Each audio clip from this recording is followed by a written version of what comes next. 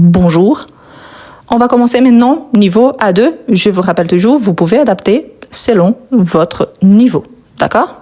Donc, bonjour à tous. On commence par la consigne. J'essaie de m'approcher un petit peu.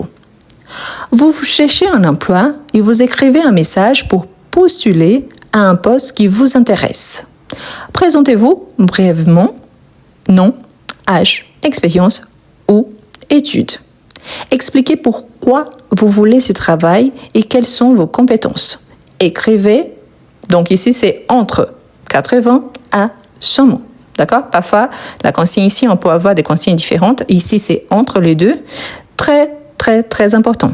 Ce modèle ici, il est très proche d'une lettre de motivation. Mais attention, pourquoi? Parce que ça peut changer selon le niveau de connaissance de la personne, selon l'expérience de la personne et les domaines du travail de cette personne-là. Donc oui, on peut avoir plusieurs modèles bien différents. OK? Bien, on va commencer. Normalement, quand on écrit ces sortes de textes, on commence par un objet, c'est-à-dire les sujets du texte. Là, on commence donc par notre objet. C'est comme si c'était le titre, d'accord? C'est le titre en fait, mais voilà, l'objet. Ici, si on regarde bien, c'est parce qu'on cherche un travail et nous sommes en train de postuler un poste qui vous intéresse, qui m'intéresse. Donc en fait, il s'agit de quoi? D'une candidature. Donc ici, je peux écrire candidature. Candidature pour un poste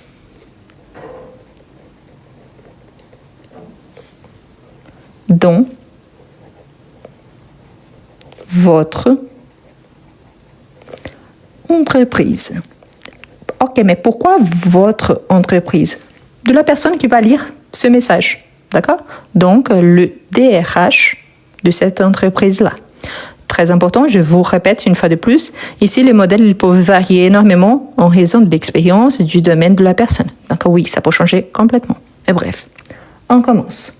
Normalement, on commence par un bonjour. Si je connais à qui j'écris directement, je peux dire par exemple bonjour monsieur plus les noms de la personne, bonjour madame plus les noms de la personne, bonjour monsieur ou madame le DRH, c'est possible. Si je ne connais personne, donc je peux m'arrêter au bonjour, ce n'est pas grave. Si je suis en train de me présenter, ici il faut ajouter quelques données personnelles, d'accord? S'il s'agit d'un test officiel, normalement là on va créer un personnage. On ne donne pas nos données personnelles directement, non, on va créer un personnage quelconque, d'accord? Donc là je commence. Je m'appelle, plus, je vais changer de stylo parce que celui-ci, il y a plus d'encre. Donc, je m'appelle Sophie Martin. Bien évidemment, c'est un personnage, car comme vous savez bien, moi, je m'appelle Rose. Donc, ici, je vais renforcer parce que c'était trop clair. Donc, je m'appelle Sophie Martin. J'ai 32 ans et je suis à la recherche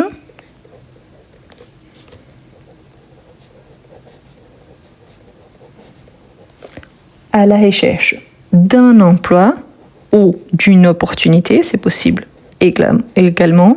Je vous rappelle qu'emploi ici, dans ces contextes, c'est synonyme de travail, d'un emploi dans le domaine administratif. Ici, s'il s'agit d'une lettre de motivation, là, vous allez vraiment regarder quel est le poste offert par rapport à l'offre que vous êtes en train de répondre. Et là, vous pouvez adapter selon les postes offerts.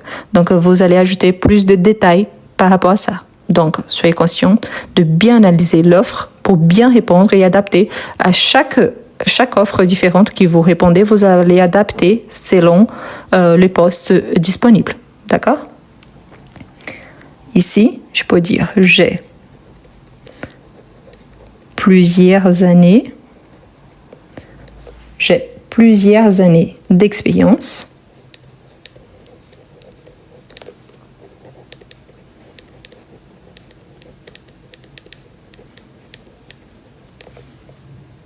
en tant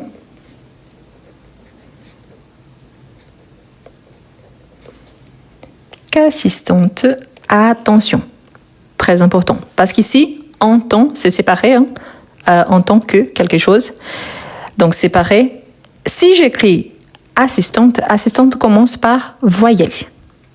Je n'ai pas l'espace ici pour écrire qu'assistante. Par contre, je sais que je fais élision dans ces cas-là.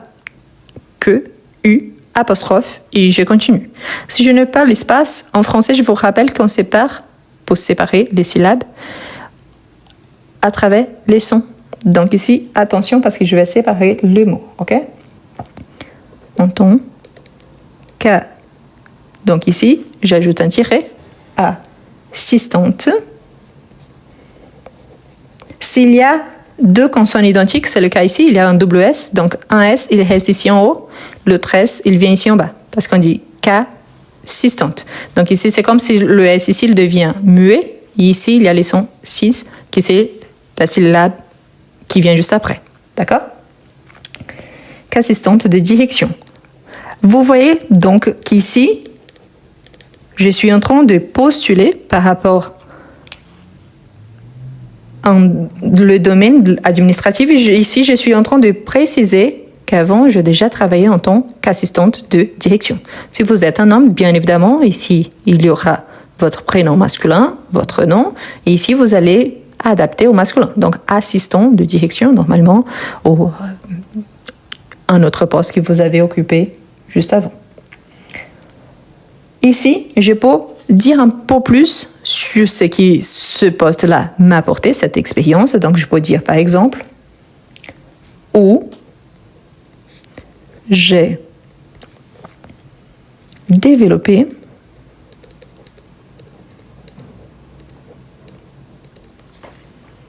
des compétences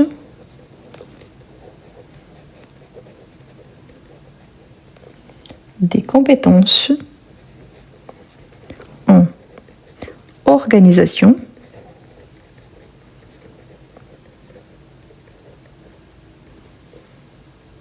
gestion des dossiers, c'est que normalement une assistante de direction, elle le fait, gestion des dossiers,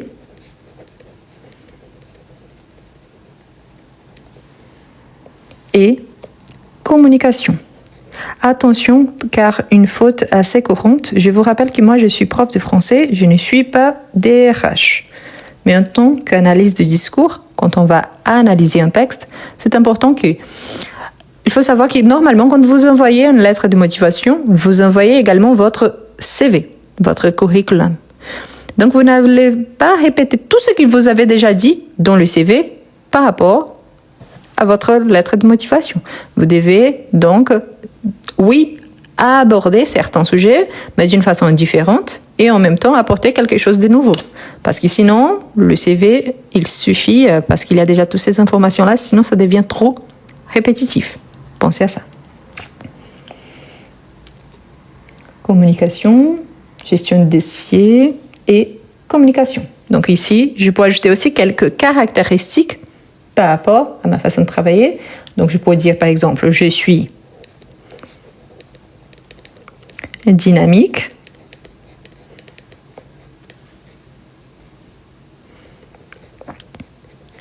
rigoureuse, parce que normalement, c'est un travail qui exige de la rigueur, et à l'aise, c'est-à-dire que j'ai une certaine facilité, à l'aise, avec les outils informatiques.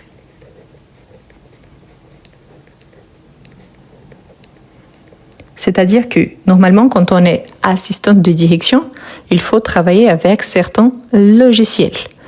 Ce qu'on appelle également d'outils informatiques, Word, Excel, parmi d'autres. Faire des tableaux, faire des textes. Donc, c'est-à-dire que la personne là, elle laisse implicite cette information quand elle ajoute qu'elle est à l'aise avec les outils informatiques. Pourquoi? Parce que la précision par rapport aux formations qu'elle a suivies, il y a déjà dans son CV. Ici, on peut ajouter encore « Je suis très motivée ». L'accord au féminin, car mon personnage, c'est une femme. Je suis très motivée à rejoindre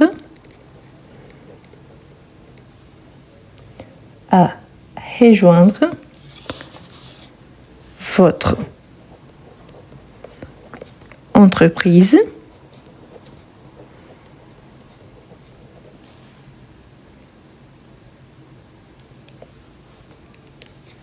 car ici, vous pouvez vous justifier si c'est le cas. Vous pouvez ajouter aussi des qualités que vous connaissez par rapport à cette entreprise. L'idéal, c'est toujours de chercher les profils avant de commencer à bien écrire pour ne pas avoir quelque chose de trop générique qui ne correspond pas vraiment au profil de cette entreprise-là. Comme il y a énormément de monde, des gens au monde et des entreprises différentes, donc pensez toujours à adapter selon le poste que vous cherchez. Donc, car je cherche un poste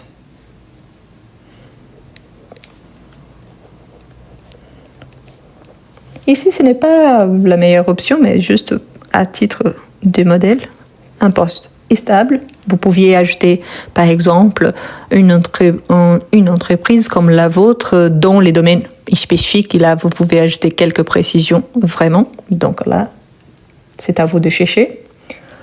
Ou je pourrais ici, c'est le futur simple, donc pas de S à la fin. Ou je pourrais mettre mes compétences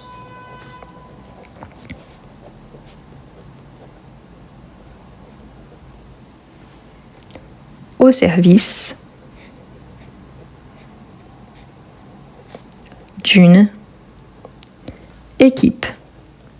Ici, pourquoi? Parce que la plupart des postes nous demandent si on travaille bien non équipe. Donc ici, c'est implicite également cette information.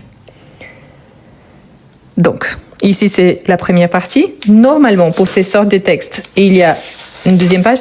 Si, très important, hein. Moi ici, j'ai écrit un peu plus grand. Donc ma lettre, elle est agrandie. Pourquoi? Parce que pour que vous soyez capable de bien lire. Mais là, si vous avez seulement cet espace-là, normalement à la fin, on s'est identifié parce que c'est écrit que c'est la fin du texte. Et en plus, il y a la quantité des mots. On doit indiquer la quantité des mots parce qu'ici, il nous demande entre 80 et 100 mots. Donc, si c'est le cas, vous allez réduire votre lettre pour que tout le texte soit là, dans cet espace qui a été disponibilisé. D'accord? Mais moi, là, vraiment, je vais créer un peu plus grand. Pourquoi? Pour que vous arriviez à bien lire. Donc, je passe à la page. Donc là, j'ajoute. Je reste à votre disposition. Ou je reste disponible, c'est aussi possible. Hein. Je reste à votre disposition, disponible pour un entretien.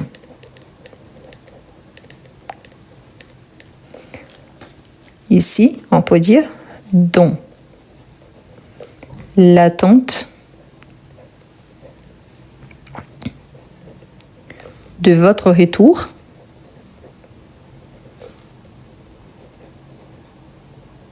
Dans l'attente de votre retour.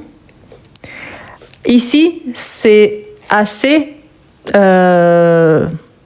répandu, cette formule de politesse, mais elle est vraiment très, très utilisée. Donc, dans l'attente de votre retour, je vous prie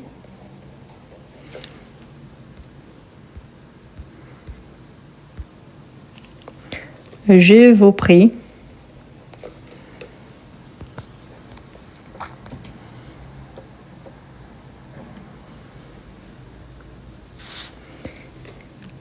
d'agréer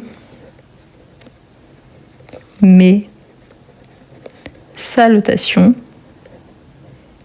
Je ne dépasse pas la ligne, mes salutations distinguées.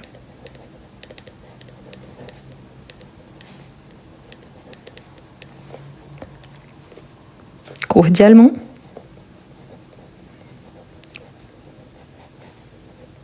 Ici, je peux signer. Pourquoi? Parce que depuis le départ, je me présente et je dis mon nom.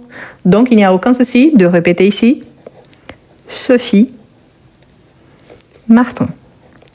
Bien évidemment, comme je vous ai dit au départ, si c'est un test officiel, vous allez créer un personnage. Donc, faites attention pour ne pas signer le nom d'un personnage dans les textes et à la fin, ajoutez votre nom. Parce que là, c'est une faute vraiment grave. D'accord? Donc, vous voyez que le texte, il est assez simple. Par contre, selon ce qui a été demandé. Comme je vous ai dit, quel est le souci? Il y a énormément de domaines différents. Il y a des personnes qui n'ont pas d'expérience. Il y en a d'autres qui ont énormément d'expérience. Peut-être vous avez fait des formations différentes, vous parlez des langues différentes, vous travaillez avec un outil spécifique, par exemple un outil de comptabilité, un outil très particulier. Donc, vous pouvez ajouter des détails. Mais vous voyez donc qu'ici, c'est juste un modèle et vous pouvez l'adapter selon votre réalité. Ce que je vous invite vraiment, par rapport à la structure en général, voilà. Normalement, on présente l'objet, une petite salutation. Si on connaît les noms de la personne, on l'ajoute ou pas, ça dépend de vous, mais normalement, on commence par une salutation. On se présente. On ne répète pas toutes les informations qui sont sur le CV parce qu'il a le DRH, il a déjà votre CV en main, donc c'est trop fatigant.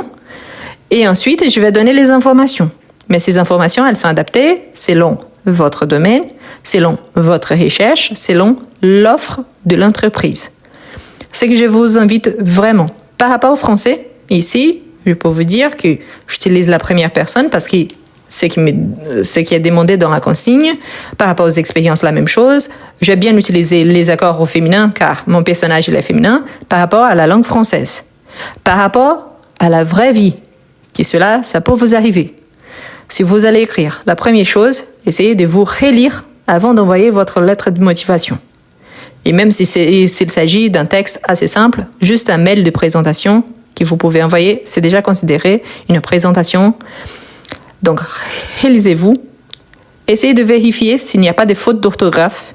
N'utilisez pas des langages du quotidien dans les sens de très informel ou du langage familier, parce que là, ce n'est pas bienvenu et ce n'est pas bien vu par les entreprises en général.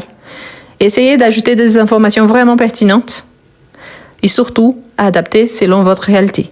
Je vous encourage de chercher des profils vraiment de DRH, pas une personne comme moi. Moi, je suis là en tant que prof. Je vous donne un modèle.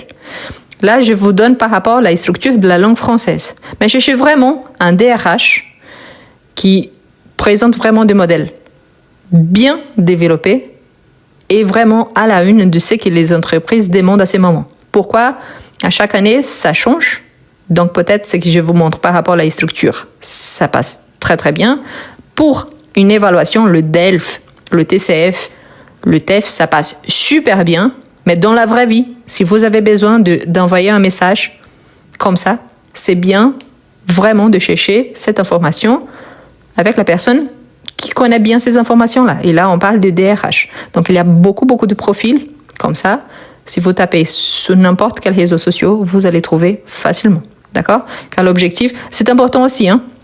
Et ça, c'est juste une remarque, parce qu'il y a des DRH, et je ne généralise pas du tout, mais c'est juste pour illustrer, parce que parfois, c'est la vieille histoire. Ah, ok, le DRH, il m'a expliqué plein de bonnes choses, mais j'ai remarqué qu'il avait des fautes d'orthographe. Ça peut arriver. Il est DRH, normalement, il fait attention, mais il n'est pas prof de français. Donc oui, il peut faire des fautes d'orthographe. Et là, c'est à vous aussi de vous corriger avant d'envoyer. Pourquoi? Ça peut arriver à tout et n'importe qui. Donc, Si j'écris, par exemple, je m'appelle, j'ai mis juste un P et juste un L, normalement, quand on tape sur Word, il y a les mots qui est souligné en rouge, ou alors s'il manque un S, s'il manque un accent, il y a les mots qui est souligné en bleu. Donc faites attention à ces détails-là.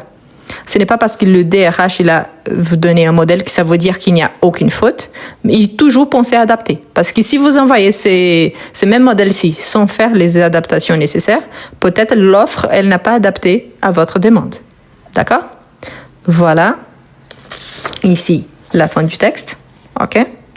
Donc, il y a des formules de politesse qu'on utilise toujours. C'est assez simple. Je vous rappelle toujours que sur ma chaîne YouTube, il y a plusieurs textes disponibles, plusieurs vidéos disponibles. Pardon. Et surtout pour les gens qui ont beaucoup de difficultés avec la production écrite, n'oubliez pas qu'il y a mon ebook qui s'appelle « Comment mieux écrire en français » que vous pouvez l'acheter, soit directement sur mon profil, ou vous trouvez la description le lien dans la description de mes vidéos sur ma chaîne YouTube. Mais surtout quand il s'agit d'un sujet spécifique ici, c'est la recherche d'un emploi, cherchez aussi des profils de DRH. Ça sera beaucoup plus intéressant d'avoir un vrai recruteur avec ce que le marché demande actuellement. D'accord? Voilà. Bon, je reviens avec les commentaires. Est-ce que vous avez des questions par rapport à ces sujets? Donc, bonjour à tous.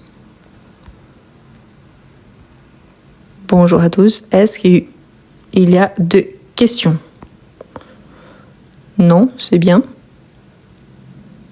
C'est tout bon?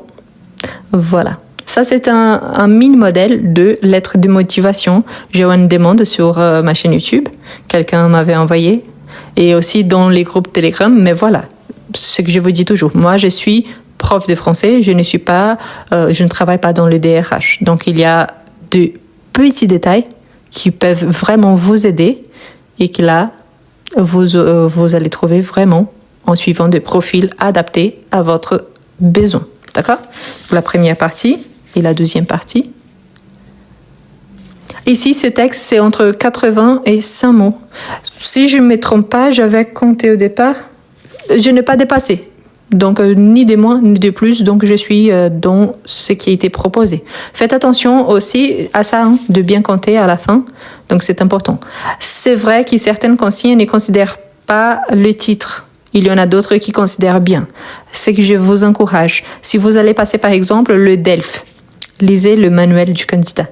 Si vous allez passer le TCF, lisez le manuel du candidat. Et c'est très important, quand vous recevez votre convocation, lisez bien.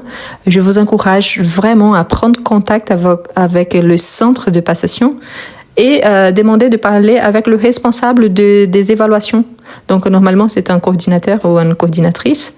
Demandez à cette personne-là, est-ce que vous pouvez me montrer un modèle de ce qui normalement on utilise pour la production écrite? Ça, c'est super intéressant. On a eu des changements en 2020 et tout ce que je vous montre maintenant, c'est déjà adapté à ces nouveaux modèles. Mais c'est important parce que parfois on cherche en ligne et on trouve un modèle 2014, 2012, 2008.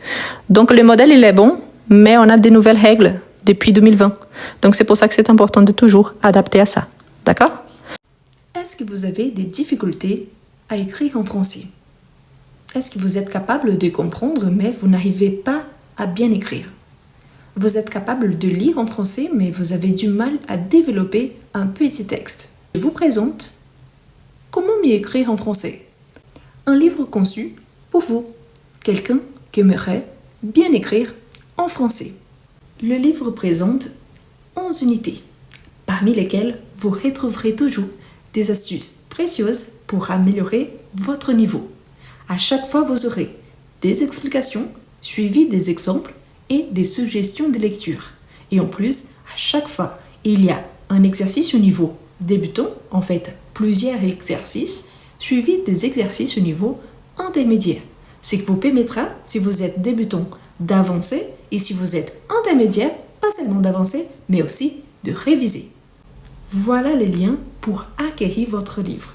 Vous pouvez copier-coller sur votre page de recherche et vous pouvez le trouver aussi dans le premier commentaire et dans la description de cette vidéo.